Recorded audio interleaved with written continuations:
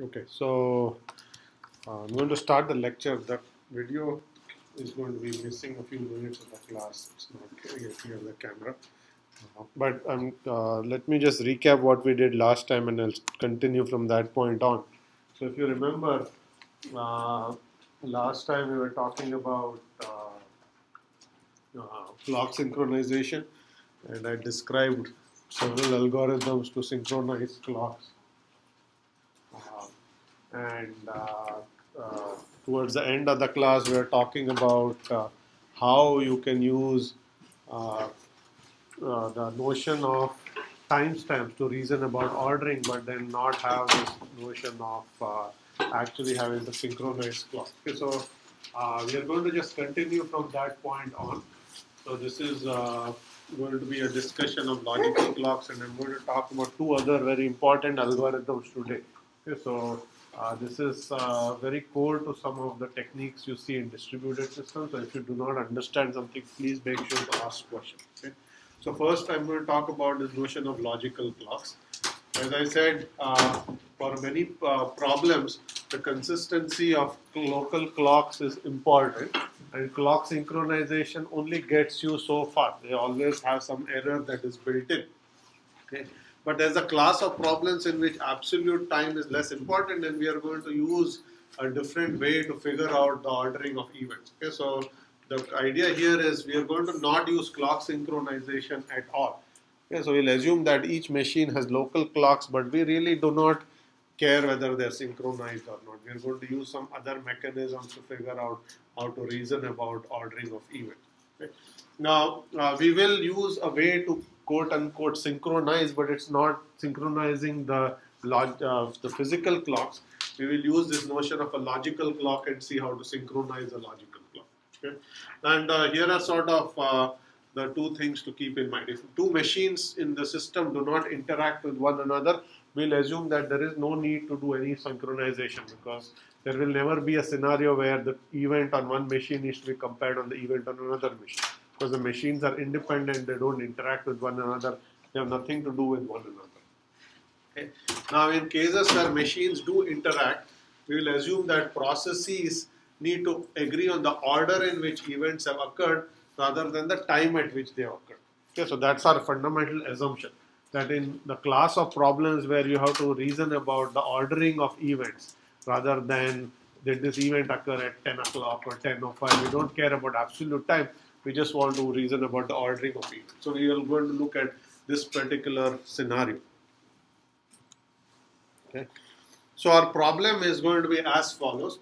We want to somehow come up with a mechanism that allows us to define a total ordering of all the events. Because we care about the order of events, if there are any events you care about, whether it's sending messages, whether it's some local computation exception occurred, you want to reason about any of those ordering, we will assume that you need a mechanism to derive a total ordering.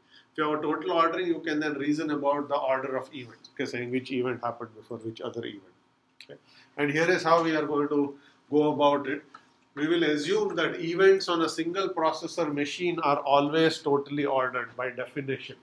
Okay. Because processes execute sequentially. I'm going to draw a picture here. Okay, so that is time. Okay. Let's take process A. Okay, that's executing on a machine. Okay. Let's say it's a uniprocessor, just to keep it simple.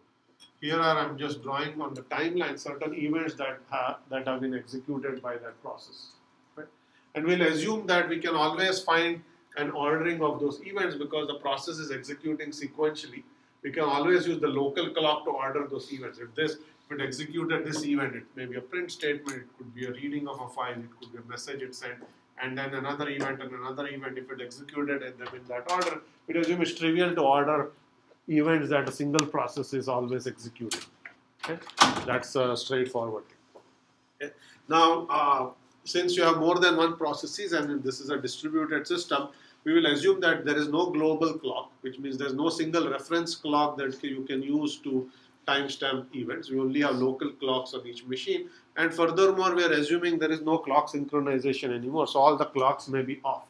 So you can no longer take a timestamp of an event on one machine and a timestamp of an event on another machine and compare them, because we are assuming there is no clock synchronization anymore. The timestamps are no longer meaningful in terms of reasoning about event ordering.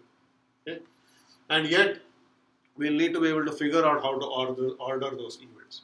Okay? That's the problem. Okay, so first, I'm going to pause and see if everyone understands the problem before I try to describe the solution. Okay, so we have a distributed system. There are processes. Processes are executing, and there are events that over the course of the execution, there are events that take place, and we want to be able to determine an order of events across processes. Okay? And we'll assume, because clock synchronization is inherently has some inaccuracies, we don't want to depend on it anymore. Okay? And furthermore, we are assuming that we only care about the order, not the specific times. So if you needed specific times, you would actually need to use physical clocks. We just want to say, okay, this happened on this machine and this something else happened on this machine. Which one happened first? If you want to answer those kinds of questions, you want to basically go down this path. Okay. So the idea that we are going to use to order process events. So let's just take an example here. I'm going to draw another process here. Okay. So there are some other events this process is executing. This is time. This is on machine 1. Okay. And this process is on a separate machine 2. And we just want to be able to answer if you pick some random events across processes and say, okay, which one happened before which other one. Right? So what can we do to answer that question if clocks are not synchronous? That's really the question. And we are going to make the following observation. We'll assume that processes send the messages to one another. Okay? They interact, because we said if processes don't interact, they're assumed to be independent. There should be no reason for them to be, for you to be able to compare events, because they are arbitrary processes. They're not client server applications or any of that. You shouldn't really have to be able to require to compare any events across this process. So only set of processes that are part of a system that are interacting with one another as part of a distributed system, and those that exchange messages are the ones we care about. Okay? So we'll assume processes exchange messages. Okay? And because they exchange messages, we are going to use a very simple, almost trivial sounding observations to help us derive an ordering. Okay?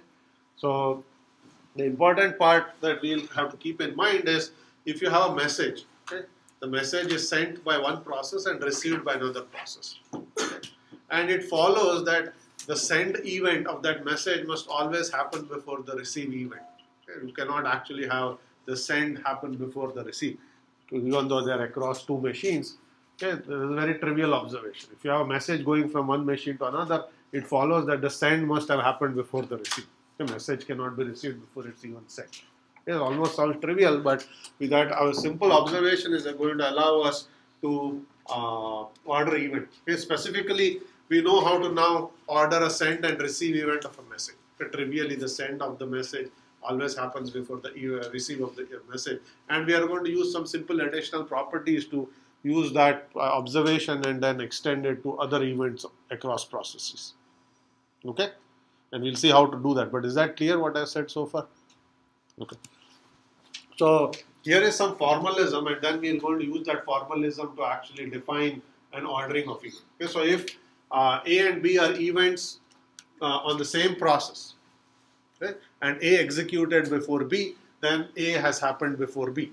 Okay, so this is this scenario where you have a process, okay, single process, okay, and then we are just saying here A is executing an event A, and then after A executed in that process, event B is executed. So it follows that A has happened before B, because this is a single process, single threaded process. So it's executing sequentially. So we can trivially order events in the execution order. Okay, so execution order gives us an order for that process. Okay, that's a straightforward observation. Second observation is what I said on the previous slide. If event A is the sending of the message and B is the receipt of this message on some other process, then also A happened before B. Okay, so here is a picture to keep in mind. So now let's take this event, and let's say this has actually sent a message that's gone to from this process to another. I'm going to, let's not call this A and B, process 1 and process 2. So this is event A, that's event B. Okay? And this is the message. Okay? So trivially it follows that because message cannot be received before it's sent, A has happened before. and that's it. And we are just going to use transitive property to then derive event ordering. So we'll then say the relation happened before relation is transitive, which says if you know that A happened before B and event B happened before C, that's going to imply that A happened before C. Okay? That's all we are going to do, and then we are going to start start reasoning about event ordering. Okay, so let's use the transitive property. Okay, so I said this event is the send, that event is the receive. So A has happened before B, as we know. Because send cannot receive the receive. So now I'm going to give you an event D here and an event E here. And say, can you reason about events D and E? Which one happened first? Okay. So what would you say in this case and why would you say? Yes? D happened before E because D happened before A and A happened before B and B happened before E. So D has happened before E, and don't look at the timeline because this seems to appear earlier in time. These times don't mean anything.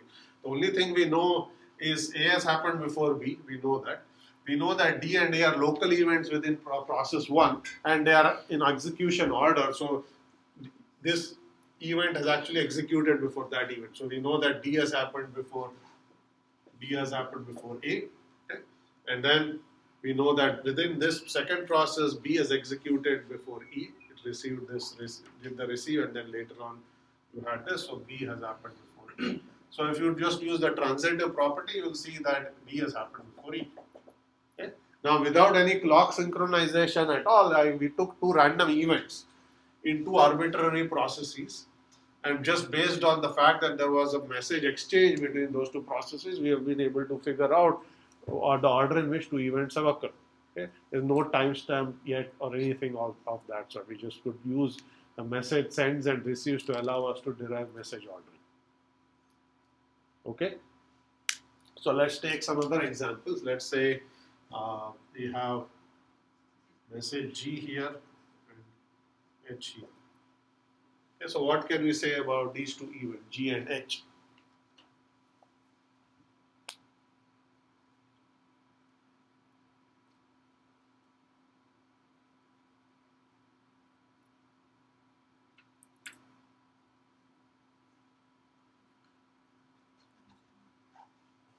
So some people are saying you cannot say anything, other people are shaking their heads, which means they either don't know or don't say.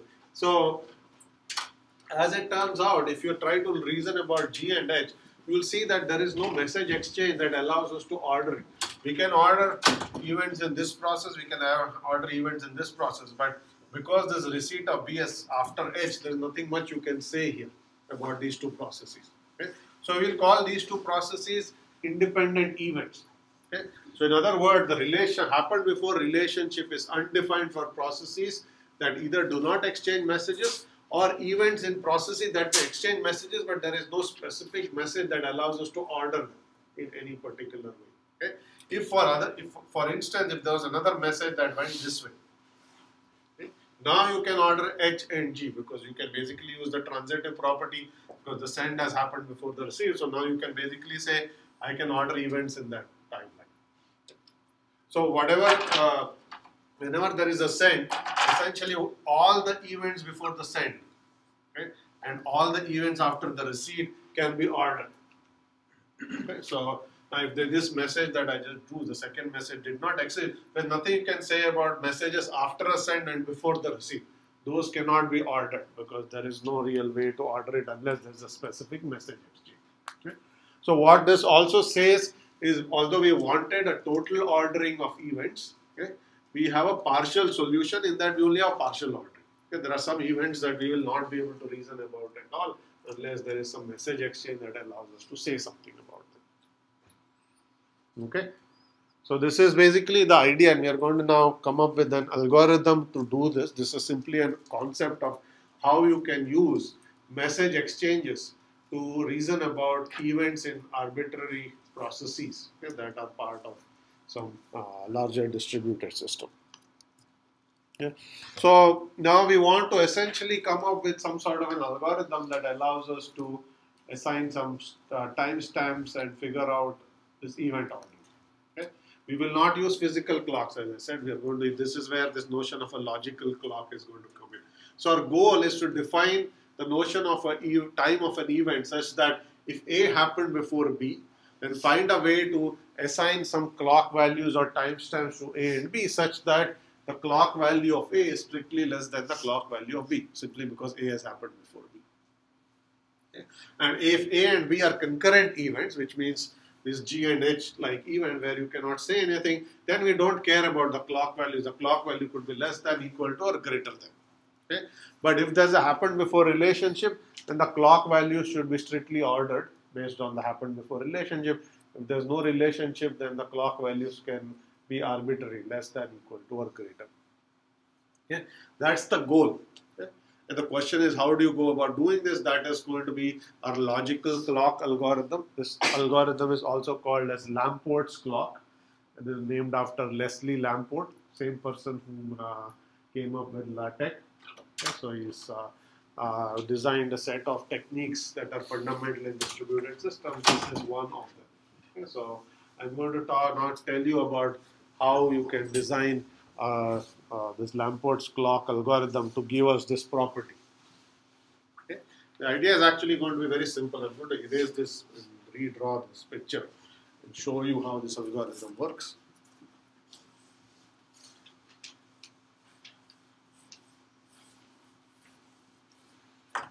Okay, so we will go back to that picture. We have time, two processes on two machines. On the process A and B. Okay. So we'll now assume that each processor or each machine has a logical clock that's simply an integer. Okay. It's not a physical clock. Okay. It's simply an integer or a counter. Okay. So A will have a counter. Okay. So let's call it logical clock A. B will have a counter. Let's call it a logical clock B. Okay. You maintain a counter, initialize it to 0 or whatever you want to initialize it at the beginning. Okay. And then whenever an event process executes any event that you care about, you increment the counter. Okay. So what are events that are of interest is depends on the process. You can say each instruction is an event. You can say when I print some messages, when I do I/O, that's an event. Or when I send or receive messages, that's an event. You can define for your system what are events that you care about, and those are the only events for which the clock is going to tick. Okay, you don't have to take it for any other reason. So whenever any event occurs at a process that you care about, you simply increment the logical clock on that machine. Okay, so you may have events, and then for each of these events, you basically say here the clock value is 0, here the clock value is 1, here the clock value is 2, and so on. Okay. Same thing may happen here. Okay, so logical clocks are incrementing. Okay. Now, when you process I sends a message to process J, okay, you are going to include your local clock value as part of the message. Okay, so when you send a message, you not only send the actual message, but you also say this is my current clock value. Okay, so now let's say you let's say this is 3, that's a send. Okay, so when you send the message, you send the message and you actually send the clock value, which is 3 with the message. Okay, so now when you receive a message, okay, that the clock value of that event is going to be set to the max of the local clock, which is LC of B. It is going to take the message, the clock that has come, which is LC of A, and plus 1. Okay. So you're going to take, when you receive a message, you're going to take the max of the two clock values and then increment it. Not just increment your. If it was a normal event, you simply increment the local clock. But when you receive, you are actually receiving the clock value of the other system. Okay, so you'll take the two clock values, you'll take the max of the two, and you will take the clock. Okay, so this one is now going to get clock of 4. Okay, because this is 1 here, it's 3 here, you take the max and you're going to make that 4. Okay, so that's what is said here, essentially. Okay. Okay, and that's all you need to do. Okay, now you can see that because you did this, it should be clear that you should take all the events here before the send and all the events here after the receive. They are actually ordered based on the happened before. We already saw that. But because here you are setting this to be the max of the two, the clock values of all the events after the receive will be strictly greater than the clock values of everything before here. Because this event has a clock value that's strictly greater than this because you did the max. Okay? So as a result, all these previous events are going to have even lower clock values. They will be strictly later less than the receipt, and then all the subsequent events will have higher clock values. Right? So essentially we said if A happened before B, then the timestamp of A should be less than timestamp of B. So if you pick any event before the send and any event after the receive, that property is satisfied. The timestamp of that event is going to be strictly less than the timestamp of this other event. Okay? Plus one should be LC, not plus one for the owner. What's the question? When J receives the message from I. Are you talking about this? Yeah, so here it's the same thing. You can do this. You can take the max of the two and increment it. Like plus one should be inside the LC. This is what you do. Are you asking what is this? Saying if the receipt clock is less than this one, you will increment it. Else, I shouldn't say it should do nothing. It should actually increment its local clock. That is not the right thing. Okay, so either you will do your clock plus one or you will do your other person's clock plus one, depending on which is greater. Okay? Any other questions? Okay. So that's basically the algorithm, and I'm going to show a picture here. This is the picture taken directly from the book, which is showing you the same thing. You can have arbitrary number of processes. This example on the board has two.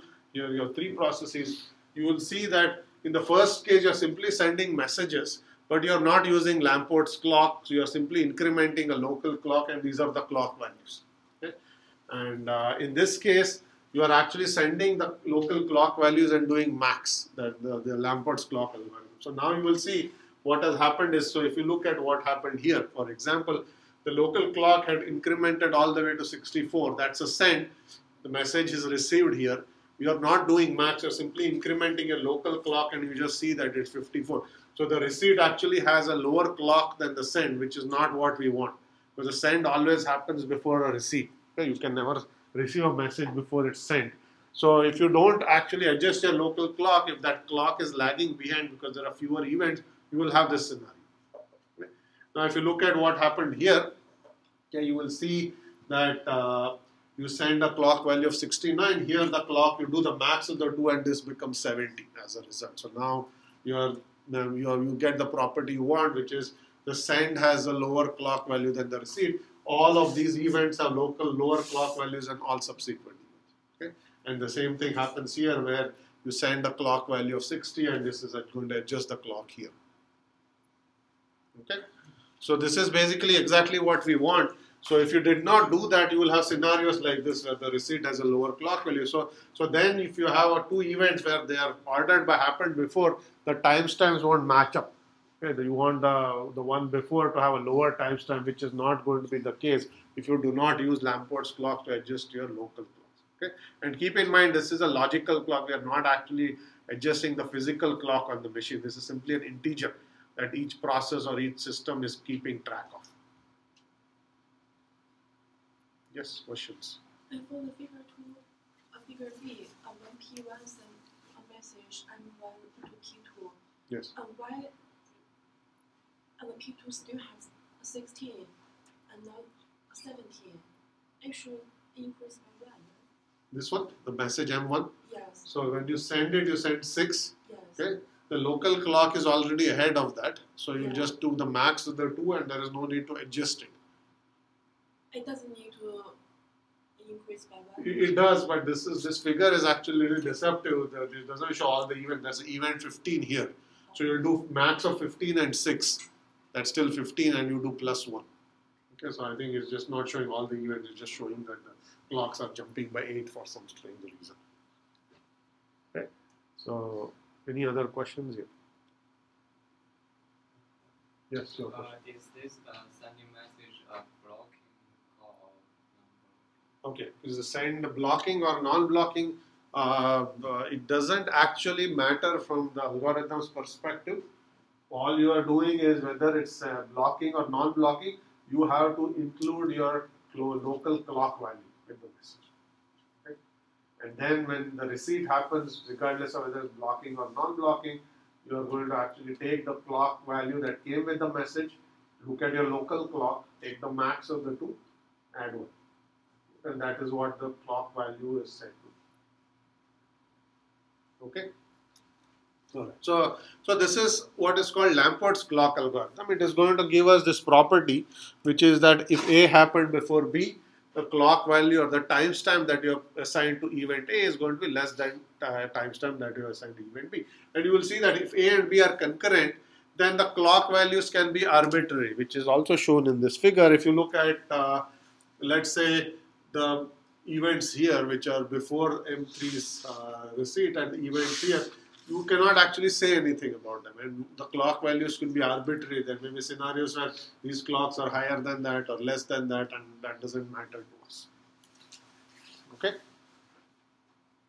Alright, so this is Lampert's clock. I'm going to show you an example of using Lampert's clock and yet give total ordering. Okay? First, you should realize that Lampert's clock only gives you partial ordering. Okay? But there is a way to derive total ordering from Lampert's clock, and this requires you to send a message, a copy of each message to all processes in the system in addition to the destination process. Okay? So the reason you are not getting a total ordering of at least messages is that some messages are only going to from P1 to P2, so if P1 and P3 have not yet interacted, you may not be able to reason about them and so on. But there are scenarios where you can derive a total ordering, and I'm going to give you an example application where this is actually important. Okay, and then I'll show you how to use Lampert's clock to get total ordering in a very specific sub case, okay, not the general case. General case is only partial ordering, but in specific sub cases, you can actually scenarios you can get total ordering. Okay, the example here is shown as a bank database that is replicated. Okay, that's a big bank. Okay. And let's say it has its account database, and for a variety of reasons it keeps two copies of the database. Okay. Let's say the bank is large, so it keeps one database on the east coast, one database on the west coast. So depending on whether your transaction you're performing is on the east coast or west coast, it will actually hit one of them first and the other one later. Okay. The assumption is every transaction, for the two copies to be in sync, every transaction which is any updates to an account have to go to both databases. Okay. Now, because here you see two different users, okay, this user makes an update, but the user is closer to this replica, so his or her message arrives at this database, physically arrives at this database faster because there's longer latency to reach the other database. Okay. And if there is another user here, the opposite of three, their messages arrive at this replica first and this replica later. Okay. Now, if those two users are performing updates on the same account, you want to ensure that queries that are sent by those two users are executed in the same order at these two databases. Okay. So otherwise you may get inconsistencies, because if you are updating it and in this database executes this query 1 before query 2, and that database does it in the opposite order, you may get strange scenario cases. For example, if this person was making a deposit to an account and that person is a joint account holder who's trying to withdraw money from the account, and you have a scenario where here you try to do the withdrawal before the deposit and maybe you come up short. Okay, maybe your account balance was $10, you're trying to withdraw 50. Okay, and you'll say there's not enough money. But here, if the deposit comes in first, maybe there is enough account balance to make the withdrawal. So if you do them in opposite order, here you'll get one result, there you'll get another result. You don't want that. Either you should say you do not have enough money, and both databases should say that, or both databases should say that you have enough money and process the deposit first. You can't do them in two different orders in one replica, and then you'll get one result in one case and another result elsewhere. Okay? So how do you go about doing this? You want to essentially order these messages. Okay? You have to decide which one is the first one to execute, and both databases should execute that one first, regardless of the latencies and so on. Okay? And so this is going to give us this notion of totally ordered multicasting, where each query is sent multicast to all replicas. So the processes here are the database processes. Each query is going to be sent to all, not just your local. You could have said, I just send it to my closest one and then let the database do synchronization. We won't do that. We will actually send each query to both databases. Okay? And then what we will do is we'll essentially use Lamport's clock to perform this ordering. Okay? Here, the only events we care about are the messages. We don't actually care about local computation. We simply want to order the queries that are coming in. Okay? And we want a total order. We don't want a partial order. We want to always have a deterministic order, so all databases do the same thing and they are always in a consistent state. Okay? So we only need to order messages. In this case, local events don't matter anymore, so we don't really care. Okay? And then what we are going to do is we will send every message to all processes. In this case, every message goes to both replicas. You're going to include the timestamp. You're going to take the max of the timestamp, and this is going to allow you to actually get an order, because you will see that every message is going to get the same order because of what you have done here. There's no more partial ordering, because there is no scenario where a message only goes to a subset of the replica and others have not seen it. So the events there are become concurrent with some other event. So that case will no longer be the case. All messages are broadcast or multicast. So every process receives it, and you will essentially be able to use the timestamp to get your order. Okay? So that's a specific use case of Lamport's clock, where you can actually get total ordering, but you're only trying to order messages. And furthermore, you do not have this kind of scenario where a message is only going from one process to another process. Every message is going to all processes. Even though it may actually be sent to one process, you have to broadcast it. Okay, so you have to incur this additional cost of sending a message to everyone. Even if I need to send a message to a certain process, I have to send a copy of it to everyone, so just so that they update their clock. So a much higher overhead just to get a total order. Okay, yes, question there. In the bank example, what would happen if the second transaction has happened before receiving the update? Okay, that's a good question. The question is, what would happen in the second transaction in the database? Second transaction is actually executed before the first one. So ideally, what should actually happen is what should be the case is you shouldn't even get them. Okay? Even if a query has arrived, there should be a way for the database or the process to reason that there is a missing message, okay?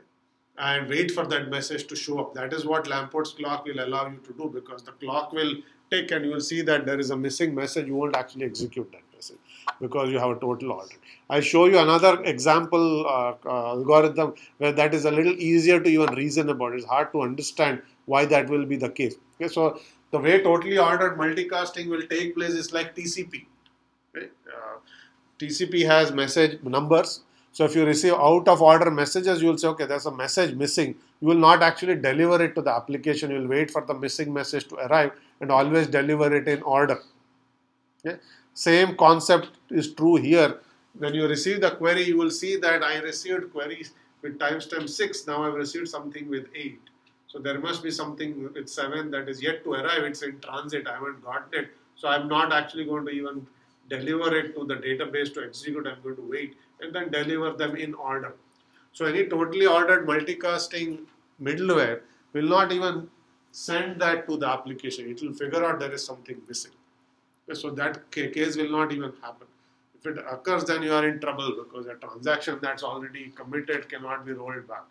Then you are in inconsistency. So you don't even want that to occur.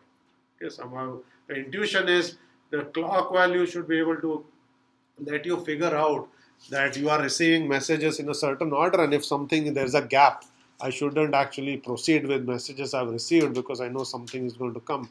That I have to wait for it and execute it before the subsequent one. That is really the intuition. I'll show another algorithm that will actually be clearer how to do that. Your question is? From the algorithmic point of view, like a lot of transactions are taking place. So this logical clock value will be very high. Yes. When transferring these number of bits will be, it may itself become a bottleneck. Yeah, so you are simply asking there's an overhead of sending the clock values, and the clock value maybe have become large, and then you have to send more and more bits in order for you to receive and send clock values. That is indeed the case. We are not going to worry about the overhead of sending these clock values, because this is essentially a way to synchronize the logical clocks. Okay? If you last class I talked about physical clock synchronization. So you run this clock synchronization algorithm, there's an overhead to pay. Okay? So that's a tax you have to pay just to say whether you're synchronizing logical clocks or physical clocks. There's going to be a tax to pay. And that is going to be the overhead. If you want these properties, you have to pay the overhead. That's Is it like these values are again set to 0 like after? Yeah, so that's a good question as to, are you ever going to reset your clock value? So there are two answers to that question. In the abstract case, the clocks will always increment. Okay? But keep in mind that the clock can be independent for each group of processes. Okay? They are not going to be same across. So if each process that application starts up can start with 0. So you don't have to take everything that has happened for the past 20 years and take that clock. That's not the case. That's one answer. The other answer is, in a real system, you have a fixed number of bits. So if you're going to use some 32-bit integer, eventually your clock will actually roll over. Okay? You don't want that to happen. That is true for physical clocks as well. Okay? Physical clocks are essentially integers that your real-time clock in your machine is ticking an integer. Okay? If you know what Unix time is, it just measures seconds from January 1st, 1970. That's the clock. Okay? Eventually, if you use some number of bits, it will overflow.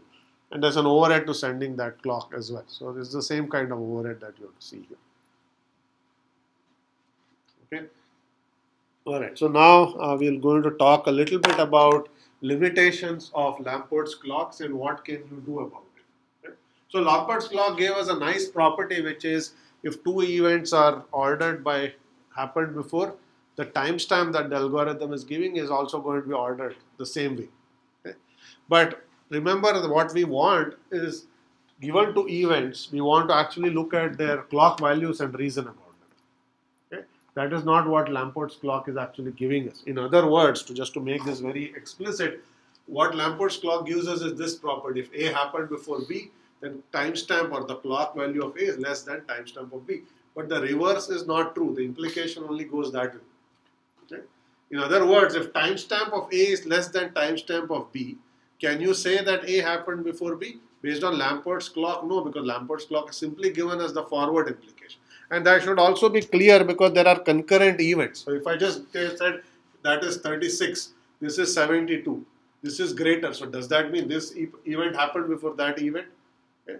If you look at the picture, you will say no, they are concurrent events. Okay. Technically, you will not have the picture. You will actually be looking at events and that timestamp, and you have to just say, okay, what happened?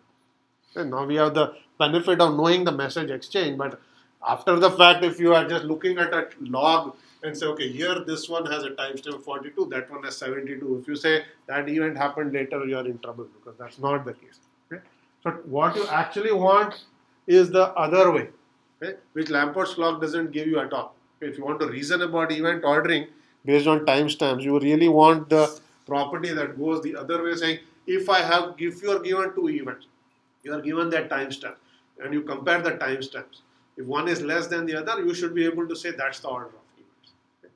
That's not what you have here. You know, the opposite. Okay? So we need to now fix Lampert's clock to actually get the reverse property. Okay, that's going to give us yet another algorithm, and we'll see how to do that in just a moment. Okay?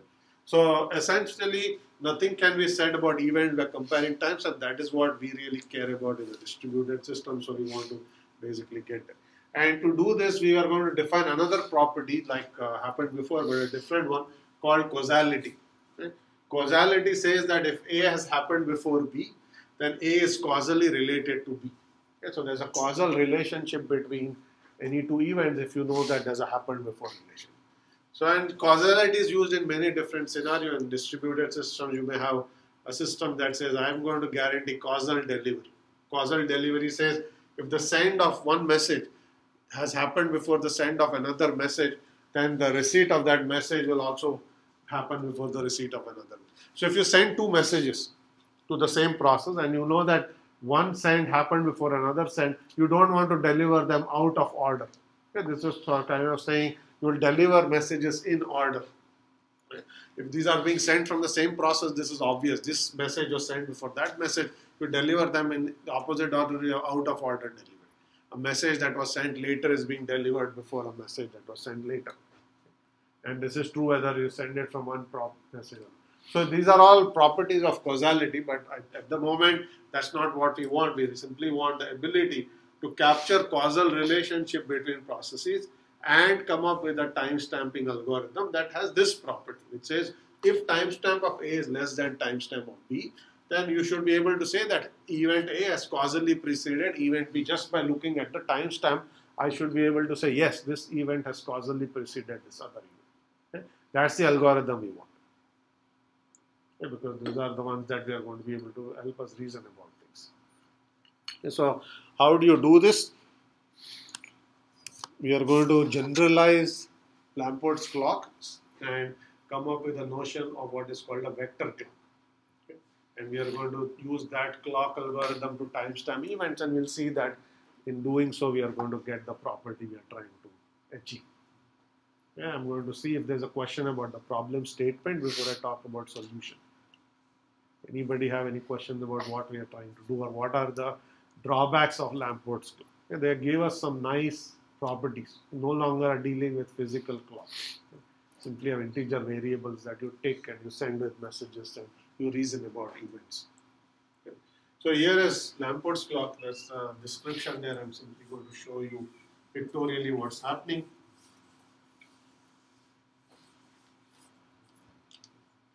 Okay, so this is timeline.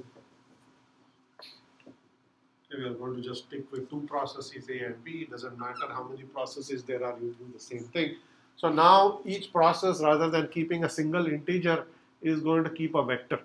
Okay? It's going to keep, if there are n processes in the system, your vector will have n entities. Okay? So here you have two processes, so your vector is 0, 0. Okay? And if you are, I'm just going to number processes just to make it easier.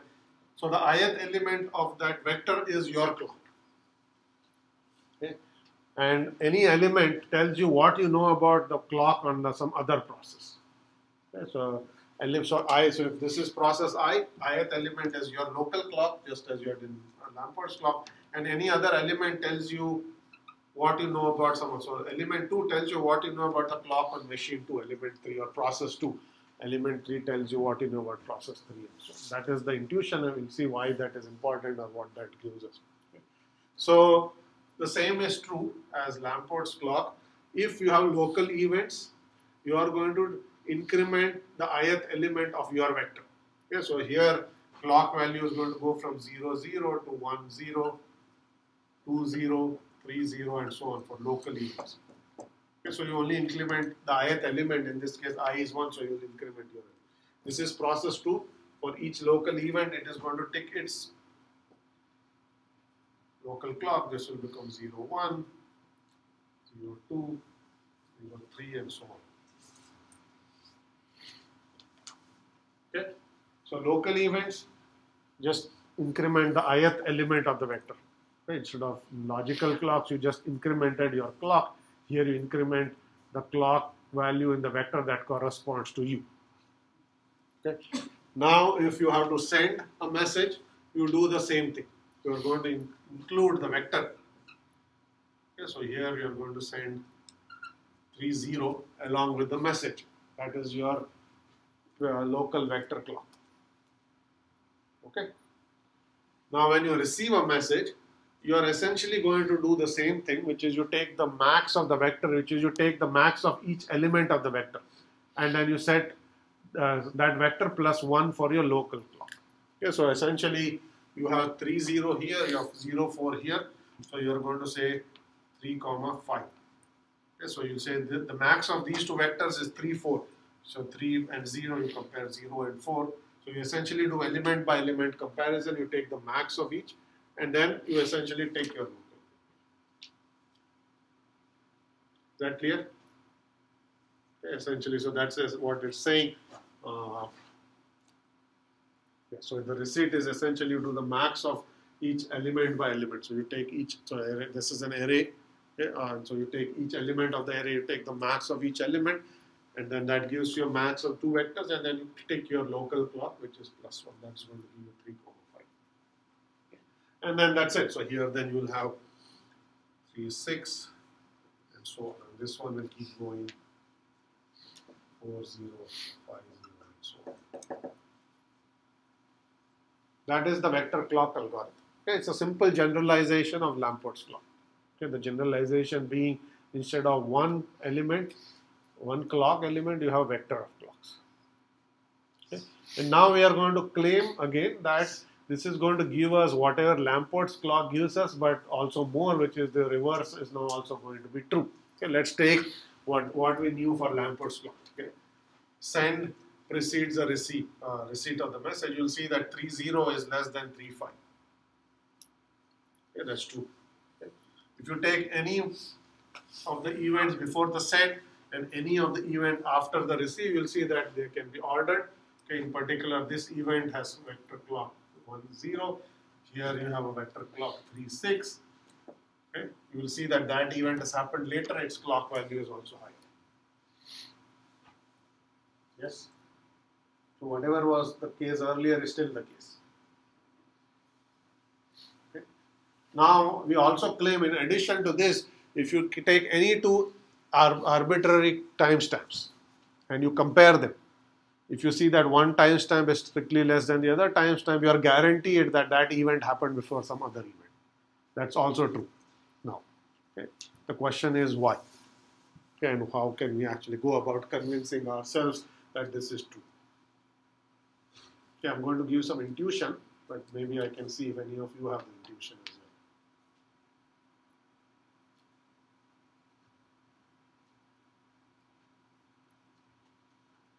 Anyone have any thoughts?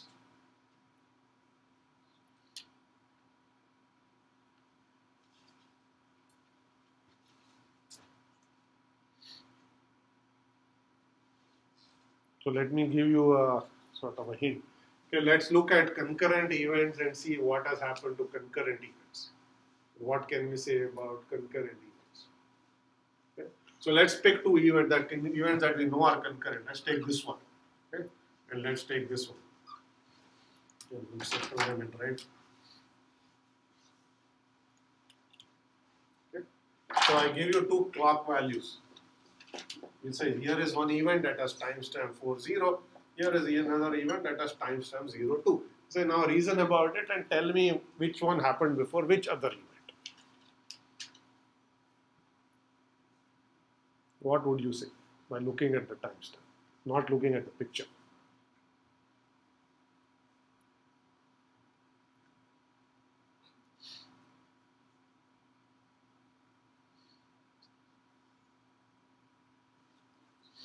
Okay, which vector is less than which other vector? Sorry, what did you say? Vector 2 is less than the first one. People agree with that?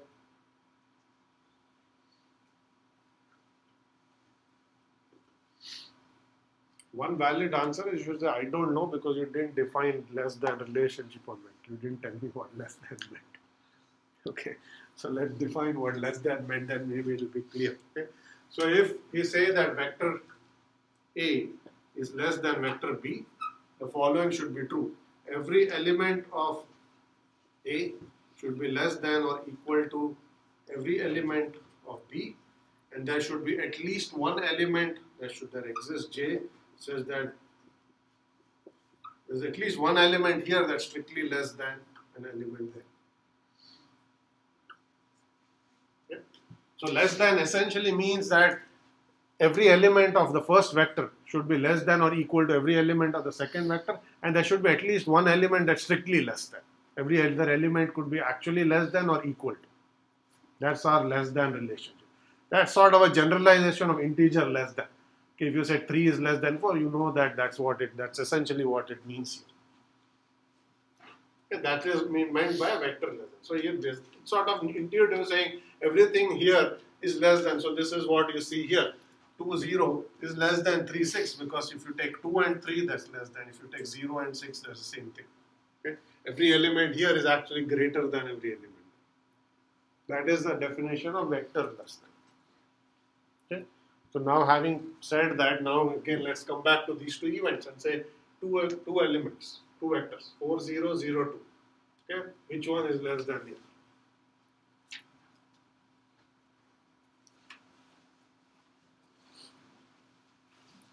Okay, so you should say neither.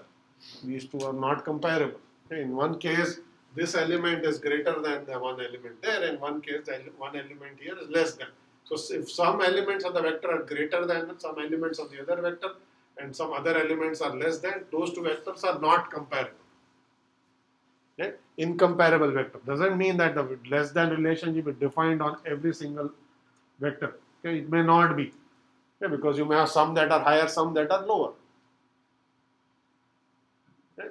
So you should say these events, these vectors are not comparable, hence they are concurrent events. That's essentially what it's telling you. If they were strictly comparable, that is guaranteed to you. That's sort of why we get this property. Okay, so that's really the intuition. Okay. What the vector clock is giving us is whenever events are concurrent, the clock values are not comparable.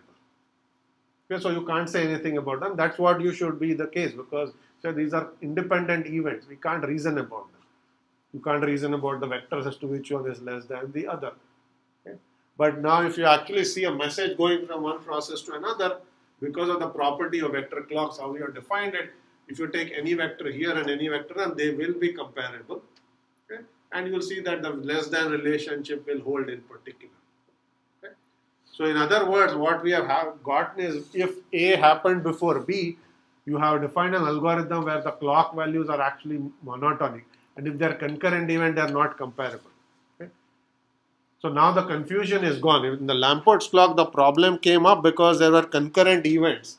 And just by looking at the clock value, you couldn't say. For here, 36 and 72, you can actually compare. Okay.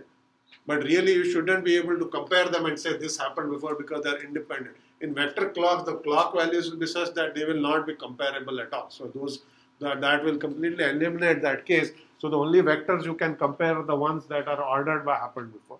So that should also tell you if you can actually see two clock values or vectors that are monotonic or one is greater than the other, you can safely say that that event has happened before some other event.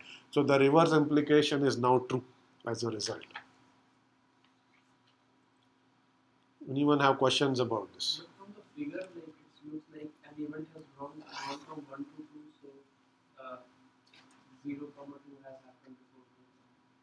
This one? This one has happened before that 4, 0 because an event has gone from 1 to 2. If we just look at the figure. Okay, so you are talking about the one circled in red. Yeah. Okay, so what? Okay, so what's your question now? There has been an like event from 1 to 2. 1 to 2. Yeah, that. This message. Yeah. Okay. So it looks like the event at 2 has happened before. Okay, so you are saying because of this message sent, can I reason about these two? Right? The answer is you shouldn't, because the only thing this message is telling you is send of a message is always going to be before the receive. Cannot send a message before it's received. So these two events are ordered. Right? Because this is a process that's executing sequentially, all of the things that it executes after the sends are going to be happened after this. Right? And everything here has to happen before this. But once you have sent a message, anything after that, and so you cannot compare anything here and here. Neither can you compare anything here and here. Okay? Because this is before the receipt and that's after the send, you really cannot say anything about that. Okay? Just as a reason why I can explain that to you is, let's say this message takes 1 minute to take transit from A to B. Let's take event here that happens 1 second after the send, and let's take something here that is 50 seconds before. Can you actually say anything? You cannot, because there's some you cannot. The propagation delays may be arbitrary and so on. So you shouldn't be able to try to order those events. The only events you should be able to order are before the send and after the receipt, because this is a physics property. Yeah, otherwise time will go backwards if you say the send is actually happening before the receipt. Okay, because it is always going to take a finite time for the message to propagate. Okay, by law of physics, this is going to give us a very simple property to reason. So these two are actually not going to be comparable; they are concurrent. because this has happened after the send. This is all messages before the receipt. We don't know what happened there because there's no message exchange. On the other hand, just to give you an example, if there's a message that went that way, an independent message, then all of these are going to get ordered with respect to all of those because of this send. Okay, so basically just follow the timeline this way. Okay. Of course, in that case, that timestamp will no longer be the case. You will essentially get something like 454 or some such thing because this vector clock will go. That will allow you to order those vectors. Okay, anyone have questions about vector clocks or logical clocks? Okay, so you will. There is no real proof I am going to provide here. Give you the intuition as to why vector clocks are going to give you both properties. If A happened before B, vector clock of A is less than vector clock of B, and if vector clock of A is less than vector clock of B, that implies that A happened before B. In Lampert's clock, the implication only went one way. In vector clocks, they are going to go both ways. The main intuition is the way we are timestamping events, if they're concurrent, the vector clocks become not comparable anymore. That eliminates any fake way of ordering it, which Lampert's clock may have led you to believe. That scenario is gone. Okay. Any other questions here before I move on? There is a picture that shows the same thing, which I'm going to ignore here. Okay, I already showed you some of this here. Okay. Oh, so maybe I should say something about the picture. So there was a question about that replicated database earlier. So you will see what has happened here. So here there is a message that is going to go from one to the other two processes. Here there's a message that's gone from the other two. Okay? And what has actually happened is the message here was received and then this send happened. Okay? The send of the receipt of this message is before the send because this is the local timeline of this process. Okay? Now because of this, the clock value of this has actually gotten incorporated here. So the vector clock here says 110 because it has incorporated some clock value.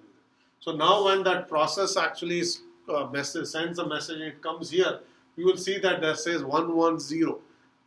In this case, if each clock says how many messages were sent, process 3 can just look at the clock and reason saying process 1 has, or in this case, sorry, not 1, but 0 has actually sent a message. I haven't received it, but 1 has received it because it incremented its clock. Okay? The only way you increment other element of the vector, not just yours, is when you receive a message. So if that clock vector value goes somewhere else, that other process can figure out what's happening in other processes by transitivity, saying these many other events have actually happened in other processes and I haven't seen it. So what this is showing is the message was sent here, but it got delayed, saying I haven't seen that message, I'm not going to process it. I'm going to wait for that message that still seems to be in transit to arrive and then process it. So this is, if you use this in your replicated databases, you'll get automatic ordering of queries because you will not get a case where this query has appeared here. Okay, there's another query in transit that was already processed there. And so you will delay this. So this is why you see this message being hopping over that other one because this clock tells this process something about process P0. And there's a message I didn't see. Yes? Unless we use a vector clock, we won't be able to enforce this. So the question is, unless you do vector clocks, you won't be able to enforce this. In Lampert's clock, this is why you have to multicast every message regardless of whether every process needs the message or not. So you are forcing broadcast. That actually gives you a way to enforce that property. Vector clock does this in a cleaner way. You don't actually have to do that, so you can see this happening. Okay, there's a way to do it, and maybe the intuition is not very clear as to why, but you can do it, but only by broadcasting. In vector clocks, you don't actually have to broadcast. You still see what is happening on other processes because the vectors that are coming from other messages tell you what messages these processes have received from still other processes. Okay? So in other words, if you look at a vector clock at any time instant on a process, it simply tells you how many events it has seen locally as well as how many other events it has seen at any other process. Okay, so if you take the ith element, it says I know everything until that element at that process. Okay, so if you see, I'm just going to make this more explicit. If you say 352, if you give a vector clock like this, so So this will say I have basically based on the send and receive, I know everything until event 3 on from machine 1. I know everything until event 5 on machine 2 and everything until event 2 on machine 3. And that is because of the max property that's the frontier of what you know about every other machine in the system based on the messages they have sent. Okay. So even if you haven't explicitly seen messages, if some message comes with a vector clock like that, you can actually reason saying there are missing messages. I haven't seen those if I was supposed to get them for any reason. Any questions? Okay, so we looked at 2 algorithms on clock synchronization that do not involve any physical clocks. Okay? And we'll keep coming back to either Lampert's clock or vector clocks. Okay, but I'm going to switch gears and talk about another another algorithm, okay, which is called global state computation. And we'll see what this means, and we'll actually bring in Lampert's clock at some point into this as well. So this is complete changing gears. We're talking about a different set of techniques now. Okay. And here what we want to do is the following. We'll assume that let's say there are some processes that are computing. Okay, they're part of some distributed system. They're doing some computation. Okay. Let's say one of the processes crashes. Okay. So now there is a fault. Okay. If you want the application as a whole to complete, what are your choices? Okay. One choice is you terminate all the other processes, restart from beginning. Okay. What that means is everything, all the work that all the processes have done so far goes to waste. Okay. Maybe it's a 10-hour job. You are in the 9th hour, one of your 3 processes crashed. And you say there's nothing I can do, so I'm going to basically restart everything and start from scratch. That's one approach. Okay. Another approach is somehow you restart the process that crashed and have all the processes basically do something so that they can move from that point on and finish the rest of the computation. Okay. Now, if you restart the 9th process, you can't simply just restart it from the beginning. You have to restart it from a point where maybe it crashed so that it can continue from that point on. Okay. The way you are typically going to do this is you are going to actually checkpoint your state. Okay. Each process is going to periodically say, this is the amount of work I've done, here is my partial results, and you checkpoint your partial results to disk. Saying, and then if the process crashes, you can load the most recent checkpoint, which is just state, and compute from that point on. Okay. So this is simply saying, every once in a while I store my partial results, okay, so that if I lose my work, I can go back to the previous state and start. You probably do this all the time, not in context of processes, but let's say you're editing a large document in Word. Okay. Every once in a while, you're simply going to save your work. So if Word crashes, you don't lose all of your edits. You will just reload the most recent save and continue from that point. You may lose a little bit of work, but you are rolled back to the most recent checkpoint. Okay. Same is true here. Processes can save their state, saying I have reached this point in my computation. You can save that state to disk. The process crashes because of bugs or whatever. You go and load that state and start from that point. You will lose a little bit of work since all the work that you did after the most recent checkpoint is lost, but at least you're not starting from the beginning. It's not like you lost your whole document in Word. You actually maybe lost 3 sentences that you did not save after the most recent one. Same is true here. Okay. Now, if you had a single process, this is a trivial problem. The process can pick some checkpointing frequency, saying I checkpoint every 5 minutes or I checkpoint every hour or whatever it is. It's going to pick a checkpointing frequency. If it crashes, you simply go back to the most recent of your checkpoint, load it, and you start. Done. Okay. But if you are part of a distributed system, it's a lot more complicated. Right? So each process in your system, let's say there are n processes. Each process is going to keep checkpointing. Okay. Now let's say one process crashes. Then you basically say, I'm going to terminate them all, roll them all to the most recent checkpoint and start from there. Okay. That's one thing you could do. Okay. But if these checkpoints are not synchronized, you may have arbitrary errors. Okay. So ideally what you want to do is have them synchronize their checkpoints. Okay. If you had a perfectly synchronized clock, or what's called a global clock, you would say at the end of each hour, everybody freeze, take a checkpoint, restart. So everyone has taken checkpoint at exactly the same time. So you can start from that point. If the checkpoints are a bit off, then things are not going to be right. Okay? Or if your clocks are not synchronized, you can't say everybody freeze at noon, because noon is not the same time anymore. The clocks are off.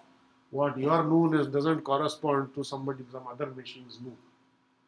So you can no longer depend on physical clocks to say everybody freeze at every hour and take a checkpoint. That's not going to work. Okay?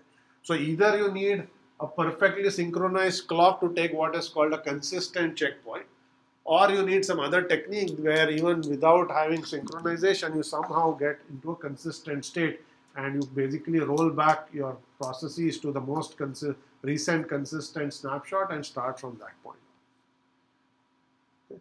So this is going to be the problem of capturing your distributed snapshot. Okay, but before that, I'm going to define this notion of a global state. Okay. So we'll define this as follows. The global state of a distributed system or an application with n processes is the local state of each process. That's your work you have done. Any memory state that I need to restore. Yeah, the local state, let's say, is just your memory dump. Yeah, I can just take a memory snapshot and put it to this, can load the whole thing up and just start from there. That's the local state of each process. Okay? As well as the messages that are in transit.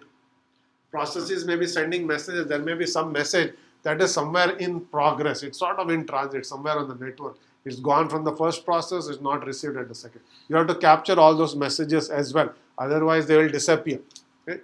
If you restart the processes and haven't captured the messages that were in transit are gone. Okay, so if I send a message saying increment this variable by 1, and that message is gone, disappeared because you didn't capture it, then the computation will have incorrect results. Okay. So you should not only, if in a distributed system, not only capture the memory state of each process, you should also capture messages that are in transit.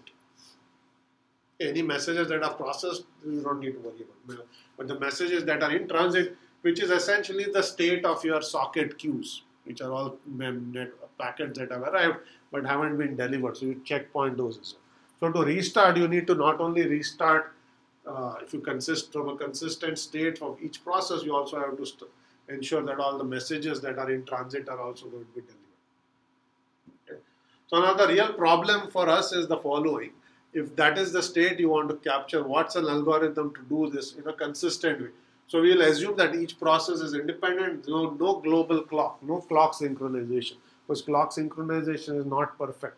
Okay? So we want to be able to capture a consistent snapshot even without a clock synchronization algorithm. So the question is, how do you do this?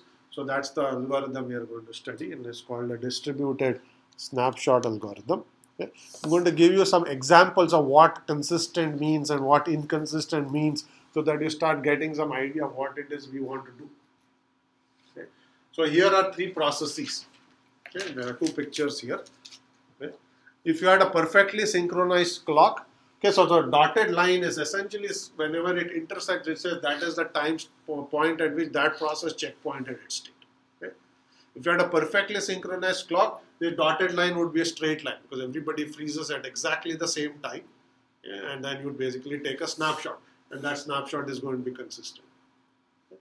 Now you are taking snapshot at slightly different points in time, so you see that they're sort of doing it at the same time, but this process did it at this time, this process did it at this time, that process did it at some slightly later time. Okay. Now if this is your scenario, how do you decide what is consistent, what is not consistent? Okay, that's really the question we want to ask. And I'm going to give an example here saying this one is consistent and this one is not consistent. Okay, and I'll show you the not consistent part first so that you can understand what inconsistencies can arise. Okay? So here the inconsistency arises because this process P2 took a snapshot at this point in time, the process P3 took a snapshot at this point in time. And if you look at the timeline, you will see that when you take a snapshot at this point in time, message M2 has actually already been received and processed. Okay? And if you took a snapshot at this point in time, and the process hasn't even sent M2 at this point. It's going to compute and send M2 at this. So now if you start these processes at these 2 points, restart them, what will happen? Okay. As far as P3 is concerned, it's already processed this message. As far as P2 is concerned, it's starting from this point, it hasn't sent, so it will compute and will again send M2, which P3 has actually received and processed already. So there will be a duplicate message that you will inject into your system. Okay. M2 will get processed again, it may lead to incorrect results. You do not want duplicate messages, because if the message is go increment this global variable, add $50 to my transaction, okay, it's a deposit that I'm processing, I'll process 2 deposits because that process will resend the deposit. Okay, or it's just a process that runs at the end of each month and adds interest to your bank account. Okay. This database already incremented your bank account, you'll increment it twice. Inconsistent. You don't want duplicate messages. Okay.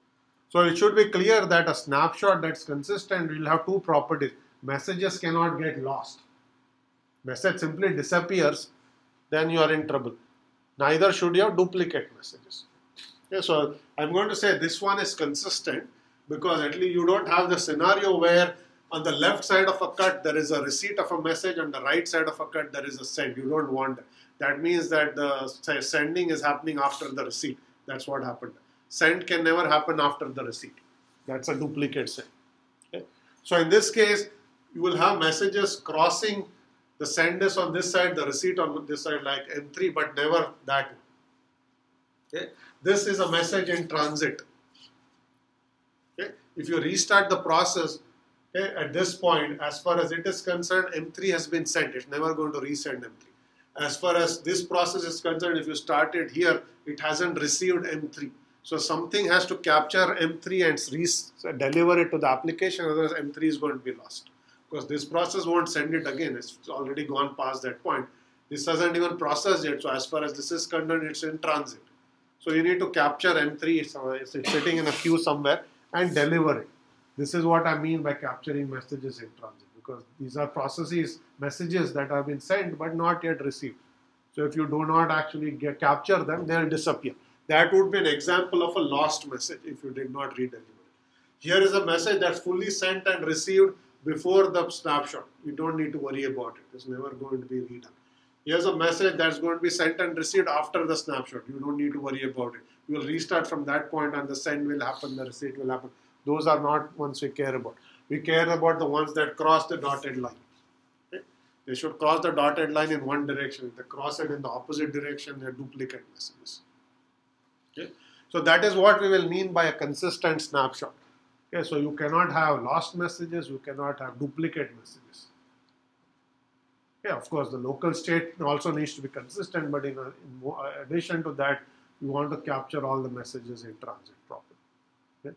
So we don't have time to go into the algorithm itself, that I'm going to talk about next time, but I'm going to give you a sort of an intuitive idea of what we need to do in order to do distributed snapshot by actually giving an example of taking actual snapshots of pictures. Okay? So let's say you're taking a picture of a sky. Okay? There's birds flying in the sky. Okay? And let's say your camera's field of view is such that you cannot capture the whole sky in one picture. Okay? The only way you're going to capture the state of the sky is take multiple pictures and stitch them together. So you'll take one picture that captures this part of the sky, another picture that captures this part, and you'll all put them together, and you want to capture the sky in a consistent fashion. Okay, what does consistency mean in this case? You want to capture every bird that was flying at that point in time. Okay? You don't want a bird to appear in 2 pictures. If you took a picture here and then it flew this way, and when you took a picture here, it appeared twice, then you have an inconsistent state. Because the bird is in now 2 pictures, the bird was actually there, only one bird. Okay? Neither do you want birds to miss a picture at all. Right? So if you took a picture here, there's a bird there. When you moved here, the bird has gone to this other part. You missed a bird. Right? So a consistent view of your sky by taking multiple pictures or using your camera would include every bird and not have any duplicate bird, neither would you miss it. And if you take them at different points in time such that you still capture them, at least you will capture the state. In this case, the state is all the birds that were flying in the sky. in addition to the fact that the sky was blue, which all the pictures will show. Okay? So you want an algorithm that does the same thing. Here, messages are the same as birds. You don't want them to disappear. Neither do you want individual processes. So these things are like taking pictures. So they are taking a snapshot of their current state. And all these messages are the ones that are in transit, so you don't want duplicate or lost messages. So we'll look at an algorithm to do this next time, which will not depend on clock synchronization. Remember, if I said you had global clock, this would be trivial. You would tell each process freeze exactly at this time, take a snapshot. You will be done because this is going to be all the same time. There's no question of messages crossing and all that. You'll still capture messages in transit, but a duplicate message problem won't occur. Okay? So we'll stop here. We'll continue this next time.